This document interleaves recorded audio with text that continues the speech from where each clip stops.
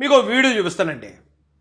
మా యువ నాయకుడు నారా లోకేష్ గారి గురించి సదన మాజీ ముఖ్యమంత్రి గారు, ప్రస్తుత పులివెందుల ఎమ్మెల్యే గారు ఓ వీడియో మాట్లాడారు. చాలా బలమైన పాయింట్ తోటి లోకేష్ గారిని నిరకాటంలో పెట్టడానికి ట్రై చేశారు.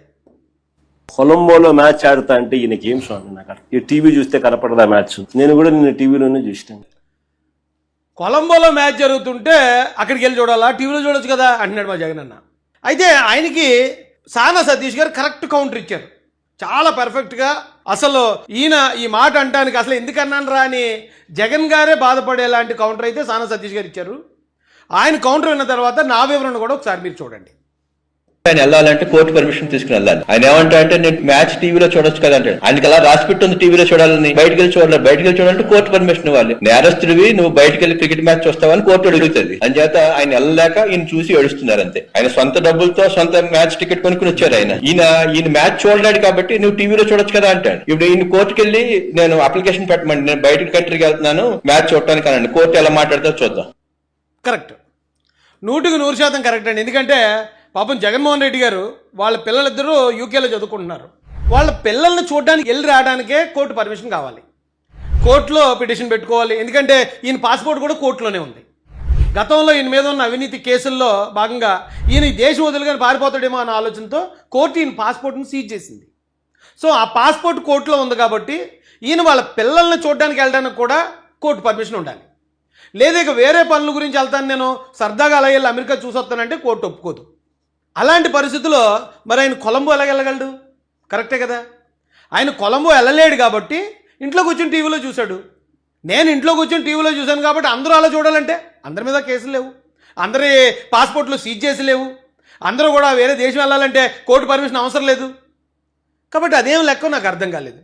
అండ్ ఇందులోనే ఇంకో పాయింట్ చూస్తే, ఇప్పుడు ఆ మ్యాచ్కి వెళ్ళడం అంటే అది దేశభక్తి అండి. ఎందుకు? పాకిస్తాన్తో ఇండియా మ్యాచ్ ఆడుతుంది. పాకిస్తాన్తో మన ఇండియా మ్యాచ్ అంటే అది యుద్ధంతో సమానం. అంత ఉద్రిక్తతల మధ్య ఆ మ్యాచ్ జరుగుతుంది. పాకిస్తాన్ నుంచి కూడా కొలంబో వెళ్ళిపోతారు చాలామంది పాకిస్తాన్ అభిమానులు. కొలంబో వెళ్ళి వాళ్ళ ఎవరైతే ప్లేయర్స్ ఉన్నారో ప్లేయర్స్ని ఎంకరేజ్ చేస్తూ ఉంటారు. ఎందుకు? ఇండియా మీద పాకిస్తాన్ ఓడిపోకూడదు, ఖచ్చితంగా పాకిస్తాన్కి వెళ్ళాలి ఇండియా మీద అని వాళ్ళ కసి. కాబట్టి వాళ్ళ ప్లేయర్స్ని ఉత్సాహపరచడానికి, వాళ్ళని ఎంకరేజ్ చేయడానికి కొన్ని వేల మంది పాకిస్తాన్ నుంచి వెళ్ళారు. అలాగే ఇండియా అంటే గౌరవం ఉన్నవాళ్ళు, ఇండియా అంటే ప్రేమ ఉన్నవాళ్ళు పాకిస్తాన్ మీద మనం నెగ్గాలి, మన ప్లేయర్స్ని కూడా మనం ఉత్సాహపరచాలి, వాళ్ళకు ఒక ఎంకరేజ్మెంట్ ఉండాలి అని దేశభక్తి ఉన్న ప్రతి ఒక్కరు కూడా వెళ్తారు అక్కడికి. టీవీలో కూర్చొని చప్పట్లు కొడితే ఆ ప్లేయర్స్ కనబడదు కదండి. ఏదో టీవీలో కూర్చొని మనం విజిల్స్ వేస్తే ప్లేయర్స్ కనబడదు కదా. తప్పనప్పుడు ఓకే, కుదరనప్పుడు ఓకే, కానీ అవకాశం ఉన్నప్పుడు వెళ్ళాలి కదా అక్కడికి. అది లోకేష్ గారిలో దేశభక్తి. ఆ దేశభక్తి యాంగిల్ ఎందుకు కనపడలేదు? కొంతమంది విమర్శించే వాళ్ళని అడుగుతున్నాను నేను, మీరు వెళ్ళకపోతే పోయారు ఎంకరేజ్ చేయడానికి, అరే వెళ్ళినోళ్ళని విమర్శిస్తున్నారేటయా? అదేమన్నా నేరమా? ఇప్పుడు వరకు ఏ పొలిటికల్ లీడర్ కానీ, ఏ దేశ నాయకుడు, ఏ దేశ అధ్యక్షుడు చేయని పని అదేమన్నానే? అదేమన్నా ఇల్లీగల్ యాక్టివిటీయా? ఆయన కూడా గట్టిగా ఇచ్చారు లోకేష్ గారు కూడా, నా దుడ్లతో నేను పోయాను, నీకేటాయని నొప్పి నీ దుడ్లతో పోయానా అన్నాడు. సేమ్ ఇది రాయలసీమ యాసలో. కావాలంటే ఇప్పుడు మళ్ళీ ఫైనల్ జరిగితే కనుక, ఇండియా కనుక ఫైనల్కి వెళ్తే నిన్ను కూడా తీసుకెళ్తాను రా జగన్మోహన్ రెడ్డి, నీకు నేను టికెట్ తీసుకెళ్తాను అన్నాడట ఆయన. ఎందుకు ఒక మాట అని 10 మాటలు అనిపించుకోవడం ఎందుకు?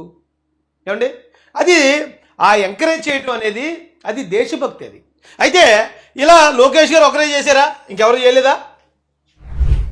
బాస్కెట్బాల్ మ్యాచ్ జరుగుతుంది, ఈ మ్యాచ్ టీవీలో కూడా వస్తుంది. ఒకవేళ చూడాలనుకుంటే ఈ మ్యాచ్ టీవీలో కూడా చూడొచ్చు. కానీ ఆ మ్యాచ్ దగ్గరికి వెళ్ళాడు ఒక ఆయన.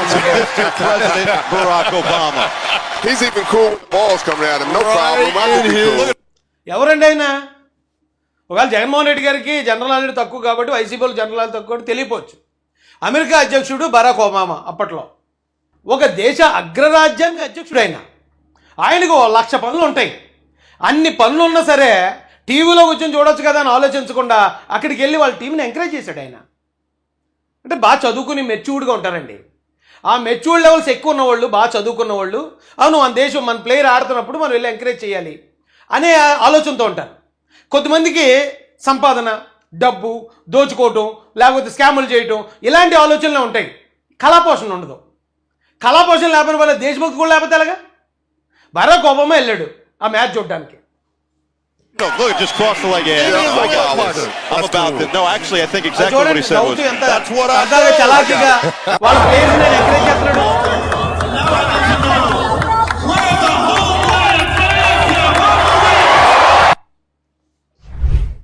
ఇది మ్యాచ్కి వెళ్ళడం అదేదో నేరం అన్నట్టు. అసలు చెయ్యాలి, అందరూ అలా చెయ్యాలి, ఎంకరేజ్ చేయాలి మన ప్లేయర్స్ ఆడుతున్నప్పుడు, అది పాకిస్తాన్తో ఆడుతున్నప్పుడు. చేయకపోగా అలా చేసిన లోకేష్ గారిని అదేదో తప్పు అన్నట్టు తప్పు పడుతున్నారు ఏంటండి? ఇదేం దరిద్రం అండి బాబు. Tonight's ceremonial first pitch. ఎవరండి? Please welcome the 43rd President of the United States of America, George. America అధ్యక్షులండి. అంటే వాళ్ళు చేశారంటే అర్థం ఏంటి? ఆ మెచ్యూరిటీ లెవెల్స్ పీక్స్లో ఉంటారు వాళ్ళు. ఈయనైతే ఏకంగా ఇప్పుడు లోకేష్ గారిలాగే సేమ్ లోకేష్ గారు ఎలాగైతే ఇండియా జెర్సీ వేసుకుని వెళ్ళారో అలాగా ఆ ప్లేయర్ జెర్సీ వేసుకుని వెళ్ళాడు. ఇప్పుడు లోకేష్ గారు కూడా అక్కడ చదువుకుని వచ్చినోడు, ఇక్కడ దుంపలపడి బ్యాచ్ కాదు. ఈ దుంపలపడి బ్యాచ్ అయితే ఏమనుకుంటుంది, అక్కడ దాకా వెళ్తే టికెట్ బొక్క, లేకపోతే మన ఫ్లైట్ ఎక్కితే ఫ్లైట్ టికెట్ బొక్క, అక్కడేమో మ్యాచ్ టికెట్ బొక్క, ఆ డబ్బులు ఉంటే ఆ డబ్బులతో ఇక్కడ ఏమైనా చేసుకోవచ్చు అని ఆలోచనతో ఉంటారు కొంతమంది. వాళ్ళు మనం మార్చలేము. కానీ సొంత డబ్బులతో వెళ్ళి దేశాన్ని ఎంకరేజ్ చేస్తే, దేశం తరపున ఆడుతున్న ప్లేయర్స్ని ఎంకరేజ్ చేస్తే తప్ప అది. ఇక అగ్రరాజ్యానికి చెందిన అధ్యక్షులు వెళ్ళారు మ్యాచ్లకి. W. Bush. చూడండి ఎప్పుడు వస్తాయండి మనకి మెచ్యూరిటీ లెవెల్స్. ఇంకా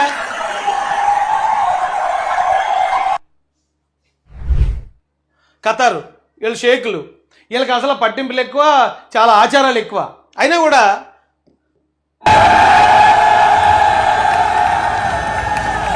చూడండి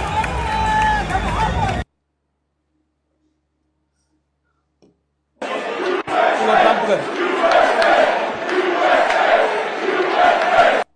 యుఎస్ఏ అన్నప్పుడు ఎలా ఎంకరేజ్ చేస్తున్నాడండి ట్రంప్. నిన్న లోకేష్ గారు ఏం చేశారు, ఇండియాకి వెళ్తున్నప్పుడు, ఇండియా ఆడుతున్నప్పుడు ఎంకరేజ్ చేశారు. ఇందులో ఏం తప్పు ఉందండి? ఇదేమి నేరం, ఇదేం పాపం ఇది?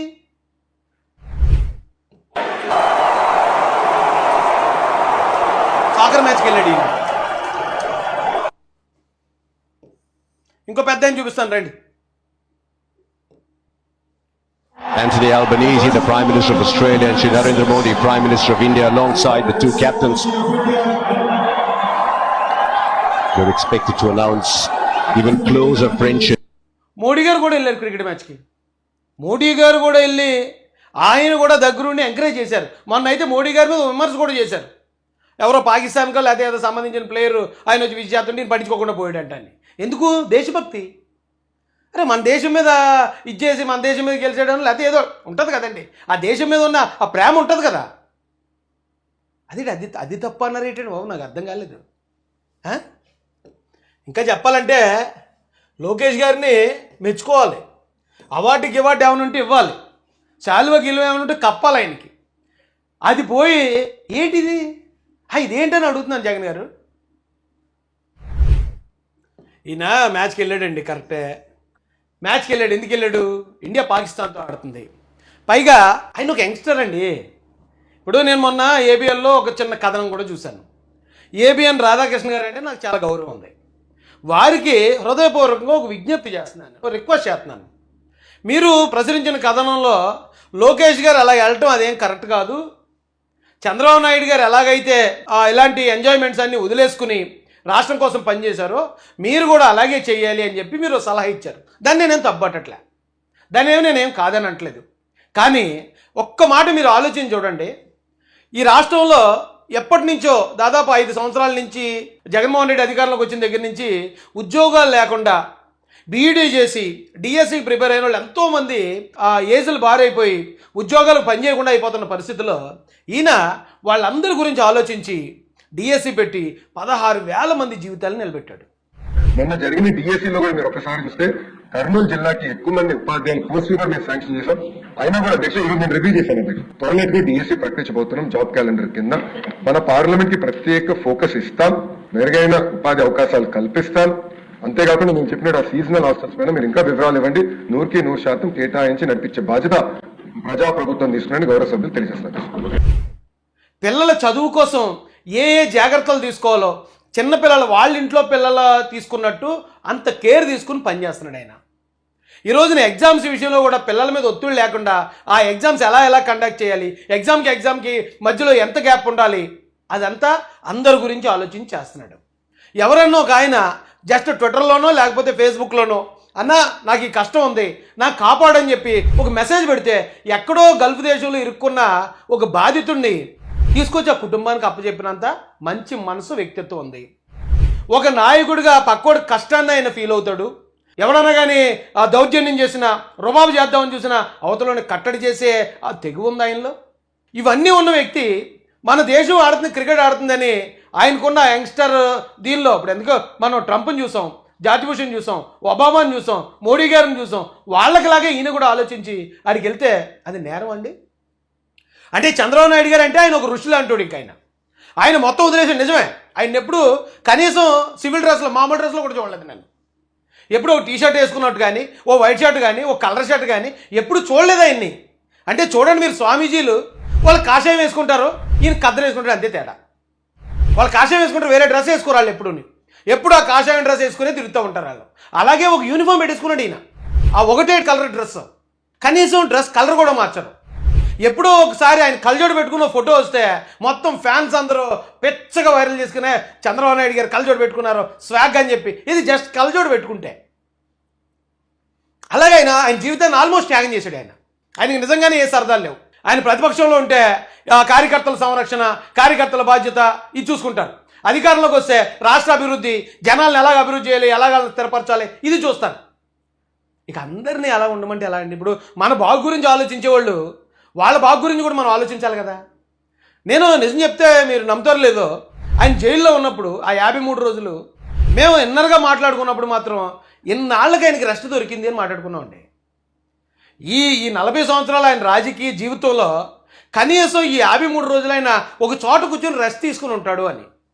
ఇక లోకేష్ గారిని కూడా మీరు అలాగే ఉండాలి అంటే ప్రజలకు చేసేది చేసి, ఆయన కూడా అదేమి సరదా, ఆయన ఏమి డిస్కోకి వెళ్ళలేదు, ఆయన దాన్ని ఏమంటారో పబ్కి వెళ్ళలేదు, లేకపోతే ఏమి రేవ్ పార్టీకి వెళ్ళలేదు, లేదా బీచ్ పార్టీకి వెళ్ళలేదు. మన దేశం పాకిస్తాన్తో ఆడుతుంటే చూడడానికి వెళ్ళాడండి. పైగా క్రికెట్ని ఇక్కడ మన రాష్ట్రంలో ఎంకరేజ్ చేస్తున్నారు కదా. అదే ఏబిఎన్ వారు మరొక మాట అన్నారు, సానా సతీష్ గారితో వెళ్ళడం అది ఇంకా కొంచెం ఇబ్బందికరంగా ఉంది అన్నట్టు. దయచేసి అలా అనకండి సార్. ఎందుకు అనొద్దు అంటున్నానంటే, ఈ రోజున అదే సానా సతీష్ గారు ఆయన ఒక కాపు కులానికి చెందిన వ్యక్తిగా, లోకేష్ గారి పక్కన ఒక్కొక్క కులం నుంచి ఒక్కొక్క నాయకుడు, ఒక్కొక్క నిజాయితీపరుడైన నాయకుడు ఉన్నారు. ఆయన ఏం చేశాడంటే ఒక్కొక్క కులం వాళ్ళనే పెట్టుకోకుండా ఒక్కొక్క కులం నుంచి ఒక్కొక్క నాయకుడిని ఏంటి ఆ కులంలో ఉన్న సమస్యలు ఏంటి తెలుసుకోవడానికి, ఆ కులంలో ఉన్న సమస్యలు పరిష్కరించుకోవడానికి ఆయన ఒక్కొక్కరిని ఒక్కొక్కలాగా ఆయన డీల్ చేస్తూ ఉన్నారు.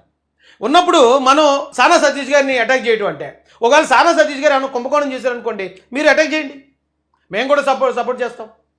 లేదా ఆయన ఎక్కడన్నా ఒక 1000 ఎకరాలు మైనింగ్ తవ్వేసి ఆయన అమ్మేసుకున్నాడు అనుకోండి, మీరు సానా సతీష్ గారిని ఎండగట్టండి, మేమందరం సపోర్ట్ చేస్తాం.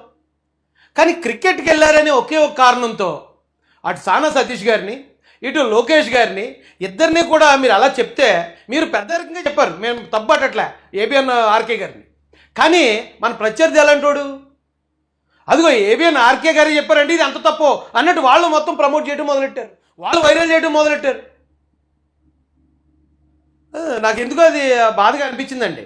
అది మీకు చెప్పాలని మీ దృష్టిలో పెట్టాలనుకోండి. ఎందుకంటే పార్టీ కోసం నిబద్ధతగా ఎన్నో అవమానాలు, ఎన్నో హేళనలు, ఎన్నో దాడులు, కేసులు అన్నీ తట్టుకుని నిలబడ్డేవాళ్ళు.